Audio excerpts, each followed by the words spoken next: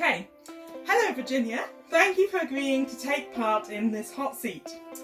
You're already aware that there are 3 categories of questions, and you have decided that they should all be mixed up. You were offered them separately, but you decided to have them mixed up. I can now tell you that the 3 categories are: number 1, about you; number 2, about baptism of fire; and number 3, about 2020. Okay, Virginia, has the madness and badness of 2020 fueled or stemmed your creativity? I think it's fueled it because I've been able to write without having to worry about times. So most of my writing's done in the morning because I work in the afternoon and the evening. But with the lockdown, I haven't been working. So. Okay, what is your favourite colour and why? Yellow, because it's just so happy and cheerful. Did you always want to be an author? No. I used to want to be a paleontologist when I was little, and that lasted kind of into early teenage years. And then I wanted to be a priest. And the one thing I never wanted to do was be a teacher.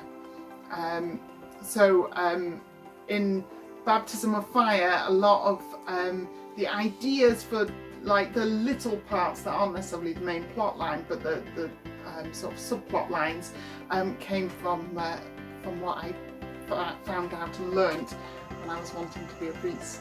How long did it take you to write Baptism of Fire? Well, the idea came to my head quite some time ago, but I never actually started writing it. And then I wrote it as the NaNoWriMo novel that I did last year, so it took me 30 days. What is the most 2020 thing that you've seen this year? Oh, don't even go there. There's just many interesting and at the same time slightly apocalyptic things have happened this year. I'm not sure I could pick one individual event. Okay, is there a theme in your writing? Yes. I think the theme is hope.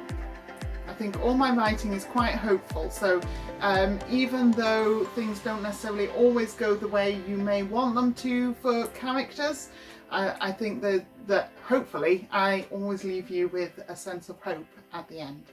If you could send one message to one of the characters in Baptism of Fire, what would you say?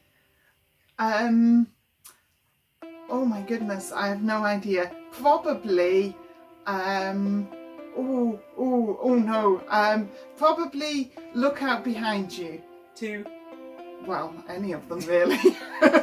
Is there anyone who has inspired you but doesn't know it? I've been inspired a lot by like people through history, but I'm guessing you mean someone who's alive now.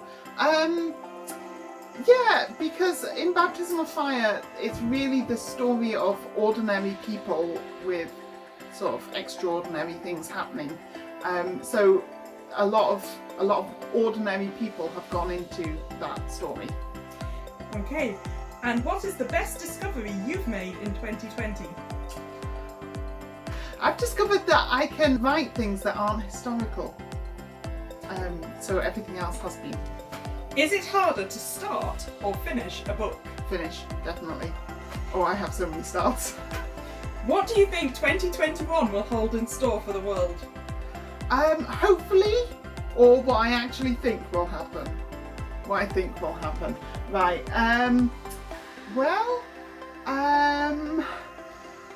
I think things can only get better. That's what I'm going with. What song sums up your life so far? Oh, first one that comes into my head, You Raise Me Up. Because it's very uplifting and optimistic, and that's kind of just me. Can you identify one day where your life set off on its current trajectory?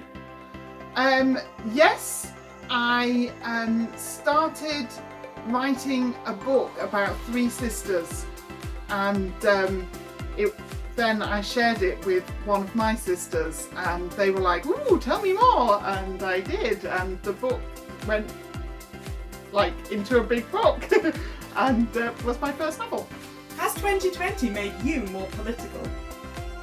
It's made me more vocal about politics. I don't know if it's made me more political per se. Oh, you are one of getting your 15 questions. You missed out on telling us if any of the characters in Baptism of Fire are based on someone you've met, but you did go into that in one of the other ones. So just as a bonus, maybe since we were just one question off, can you think of one specific character? You don't have to name the person that they're based on, but one specific character and the characteristics you took off that person, with potentially without naming them.